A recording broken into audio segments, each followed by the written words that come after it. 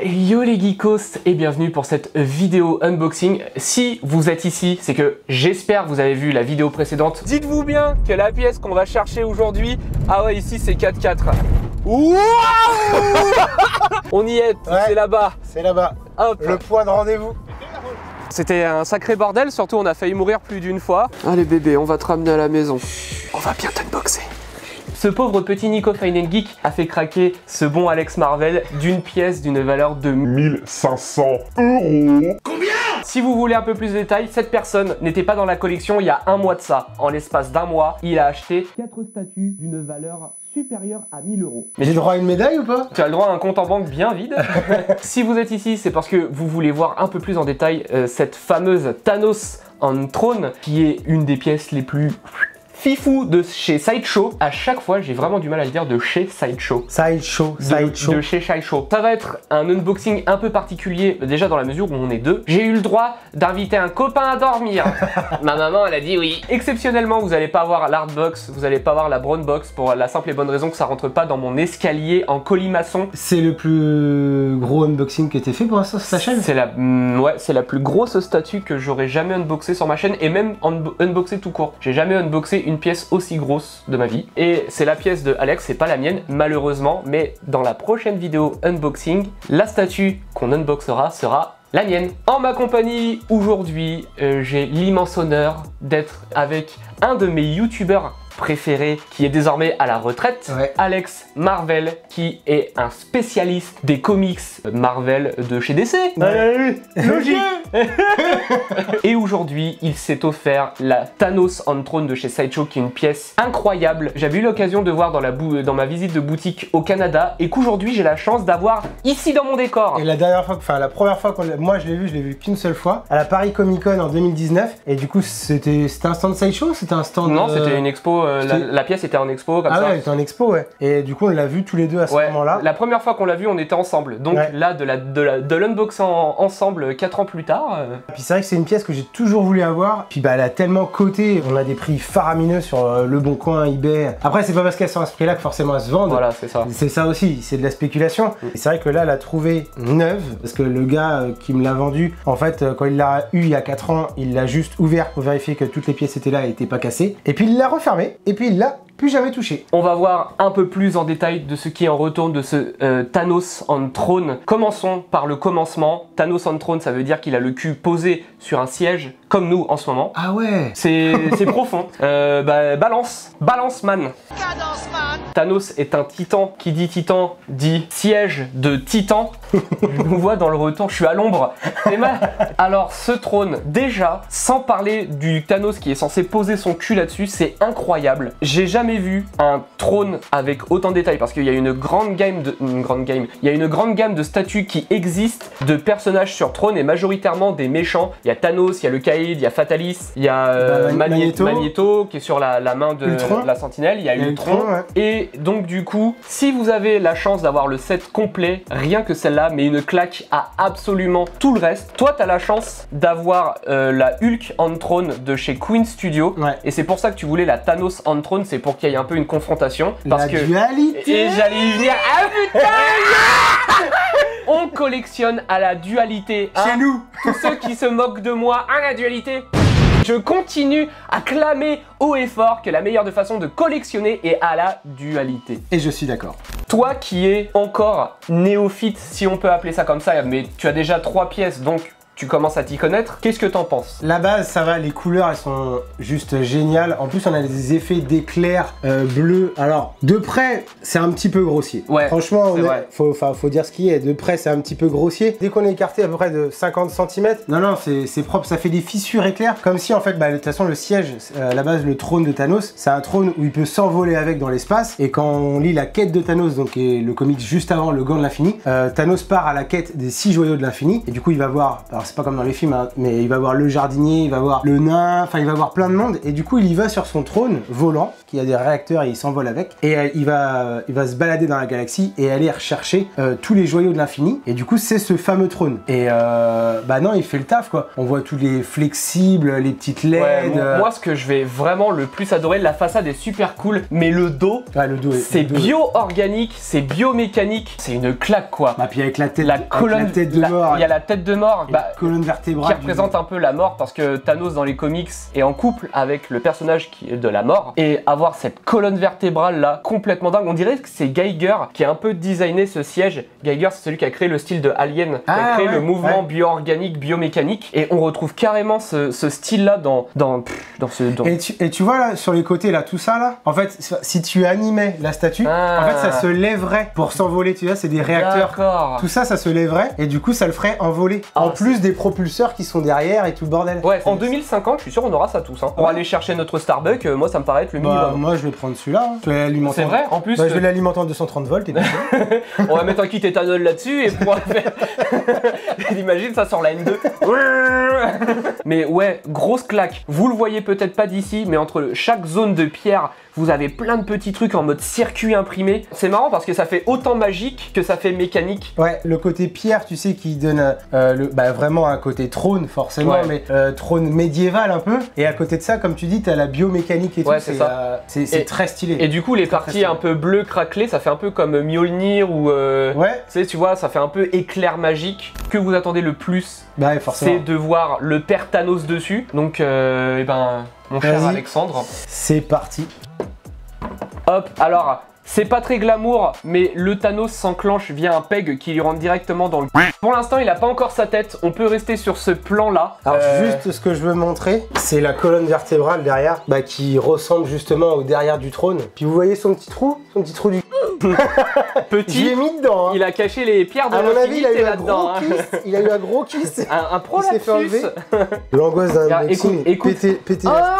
Alors là, pour l'instant, vous avez pas la tête est pas encore dessus, donc je sais pas combien ça fait en poids. Ça, je dirais 5 et 5. Ouais, je pense que la pièce fait dans les 30, enfin dans les 25 kilos peut-être. Ouais. Et il y a les accoudoirs qui viennent sur les côtés qu'on va installer après. Ouais. En termes de réal, c'est complètement ouf. C'est pas irréprochable. Non. Et toi qui es néophyte, tu vas même avoir pas mal de choses à signaler et je suis complètement d'accord avec toi. Donc alors, t'en penses quoi de ton achat? Et en fait, c'est qu'à la maison, j'ai le Green Scar Hulk de Queen Studio et clairement, ça fait un petit mois que je l'ai maintenant. Je l'examine souvent, je la regarde souvent. J'ai jamais trouvé un seul défaut. Pas un seul défaut. Pas un point de colle à côté, pas un coup de peinture à côté. Là, je l'ai eu. Alors, de loin, comme je disais tout à l'heure, elle fait largement le taf. Mais c'est vrai que quand on se rapproche, bon, il y a quelques traits qui sont quand même un peu grossiers. Ouais, il y a même des points de peinture un peu approximatifs. Par exemple, dans la botte, là, on regardait tout à l'heure, on voit un point de colle dégueulasse, transparent qui ressort de la botte. Ils se sont vraiment rattrapés, c'est sur le costume en fait. Ouais. Le costume bleu, le reflet, tout ça, c'est réel quoi. Et toutes les petites striures.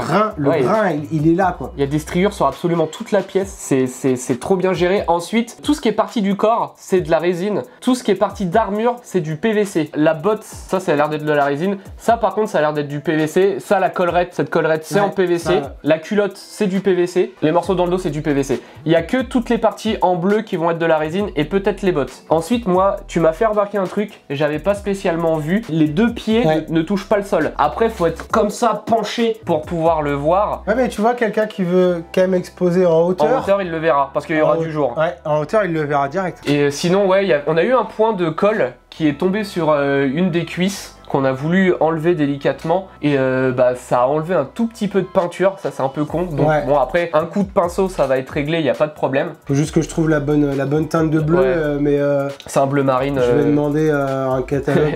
Je vais aller à 4 murs. Après les bottes, regarde. Tu vois les bottes c'est pas... C'est un peu flou, c'est du flou HD. C'est un peu grossi. Hein. C'est du flou HD.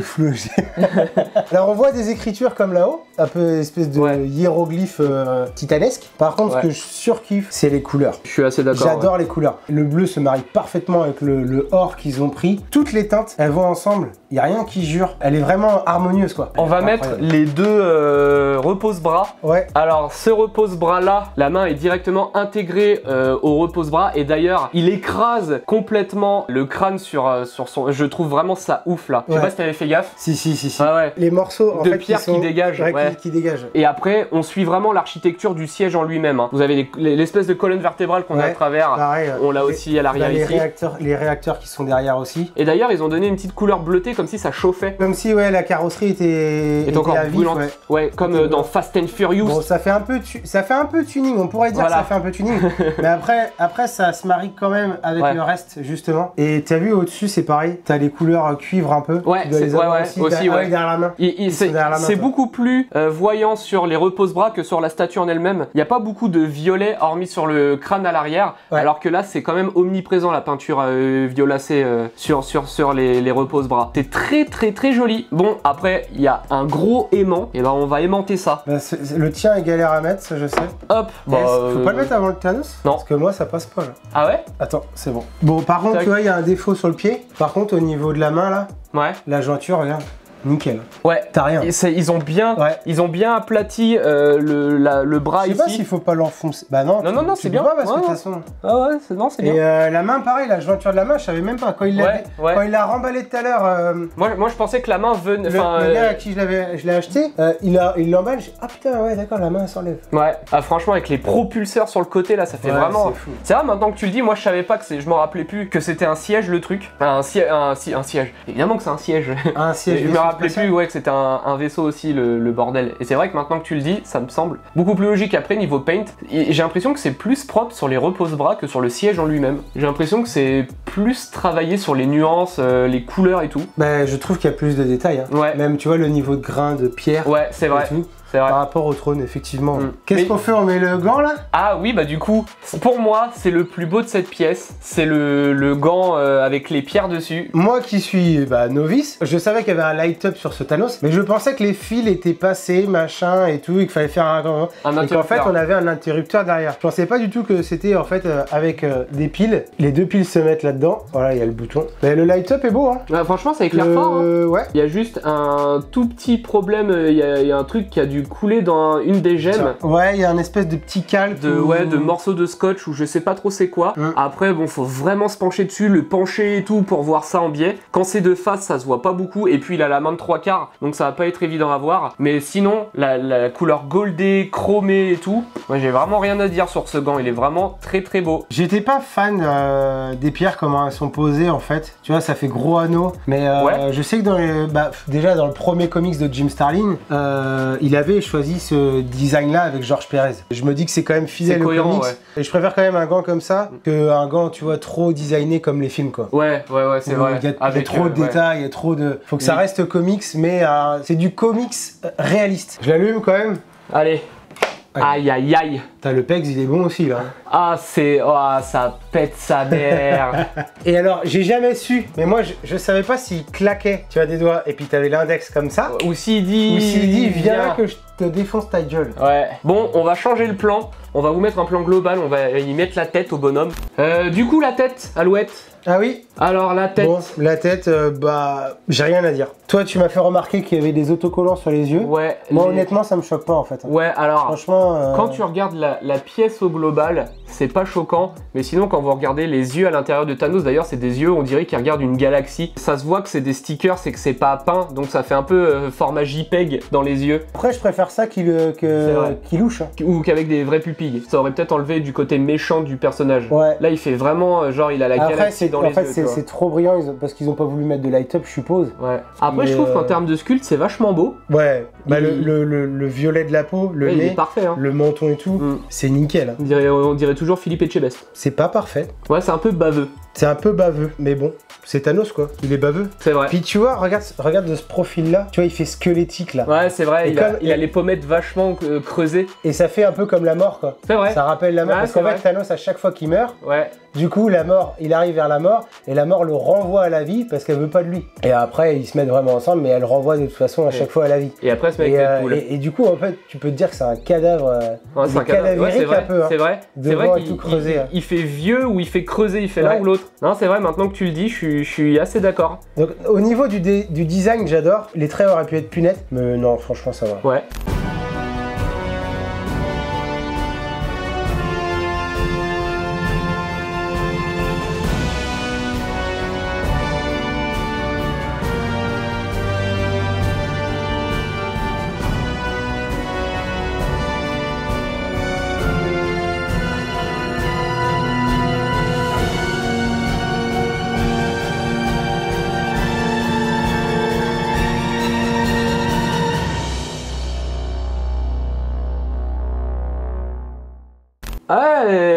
Alors l'aimant il est puissant. Là celui-là il bouge pas. Ouais celui-là il bouge pas, là ça bouge pas non plus, les repose-bras. La tête faut pas mettre un coup dedans hein. Ouais ça va hein. Regarde il revient. Après il y a le menton qui vient cogner dans la collerette. Et sinon voilà, la pièce entière. Et bordel. Alors c'est pas parfait, mais je trouve que cette pièce, Sideshow, ils ont posé leurs couilles sur la table pour proposer un truc aussi gros. Enfin, parce que ça, c'est pareil, tout le monde ne peut pas collectionner une pièce aussi grosse. Donc, du coup, ça va pas être pour tous les collectionneurs. C'est du format 1/4. C'est une premium format d'ailleurs. Du format 1/4, taille Titan. Ouais, c'est ça, format Titan. Que tu mets un Captain America 1/4 à côté, sa tête elle est grande comme ça, et enfin la tête elle est plus petite que la main. Ouais. On va dire comme dans les films aussi quoi. Par rapport aux échelles et tout, c'est respecté quoi. Puis Sideshow, ils travaillent avec, ils ont travaillé avec pas mal de dessinateurs de Marvel, donc ils savent très bien ce qu'ils font. C'est surtout que au moment où ils l'ont sorti, parce que des fois on critique Sideshow parce qu'ils remplissent pas leur résine, des fois c'est un peu baveux et tout ça. Là ils ont quand même 1000 paquets et à l'époque au prix où c'était proposé, rapport qualité-prix et poids, quantité, résine et tout, full résine, ça valait largement son prix. Parce qu'à la base, cette pièce a été vendue 1002, 1003 en régular en fonction de la boutique où vous vouliez la prendre. Après si vous l'achetez sur internet, il y avait les frais de douane, la livraison, tout ça, bah vous montiez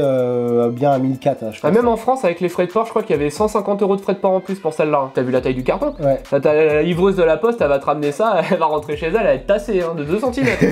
À mon avis, Sideshow, ils ont misé grave à l'époque, en 2019, sur cette statue de Thanos, parce qu'il y avait Avengers Infinity War, il y avait Avengers Endgame. Les gens qui n'étaient pas collectionneurs, ils étaient tellement fans des films. Je pense qu'il y en a beaucoup qui l'ont acheté, qui n'ont pas lu un seul comics ou qui ont juste regardé les films, mais parce que... Elle est limitée à combien cette-là? 3500. 3500 pour la régular et elle est dure à trouver. C'est énorme. C'est un tirage énorme, 3500. Beaucoup, et de la voir aussi compliqué de se la procurer, ça veut dire que chaque personne qui l'ont veut juste pas la revendre. Il y a une toute petite minorité de personnes qui des fois la revendent parce qu'elle prend trop de place ou parce qu'ils changent l'orientation de leur collection. Ils sont lassés. Bah puis voilà, les films ont déjà Infinity War Endgame, c'est déjà un peu passé, donc la hype est un peu redescendue. Toi t'aimais Thanos avant qu'il y ait les films au cinéma. Bah, moi j'adorais Thanos, j'ai toujours adoré Thanos, donc film ou pas film, j'aurais vu ça, j'aurais fait... Voilà. Il y a rien qui me change. Ça pour toi, à même titre que Hulk, c'est un Graal. Hulk et Thanos, c'est deux de mes personnages préférés, avec Spidey et Captain et Magneto. C'est les 5 que je surkiffe absolument. Là, je sais que celle-là, c'est celle que je voulais. On a regardé plein. Il y en avait d'autres sur Throne. Et même ça fait plusieurs années que tu m'en parles, donc c'était logique que tu finisses par te la prendre. Et puis il y en a eu d'autres qui sont sortis, même des customs, et même la XM là où il est debout avec la mort. Enfin, le trône, c'était juste un petit trône histoire 2, tu vois, c'est un détail. J'aime bien les trônes. J'aime bien. Une histoire. T'imagines, j'aurais des grosses chiottes. Mais attends, c'est ça. Tu mets des grosses WC, tu fais des beaux WC en plaqué or et tu fous un trône de chaque côté. En fait, c'est ça. T'as un beau toilette et tu mets Hulk on trône à gauche et Thanos on trône à droite et il t'encourage comme ça. Allez, vas-y. Il te monte du doigt et il fait oublie pas de bien t'essuyer les fesses. Et moi, attends, je lâche des trucs, je suis sûr que je peux tuer la moitié de l'univers avec ce que je te ponds.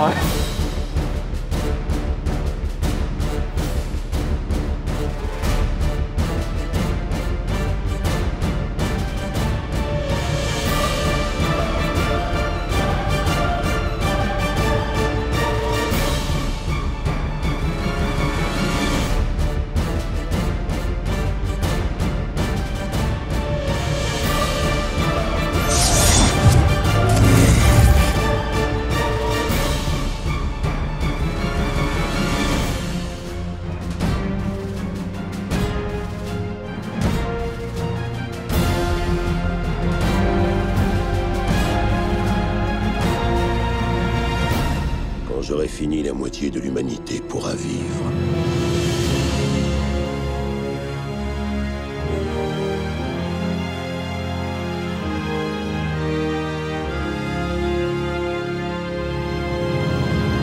La fin est proche.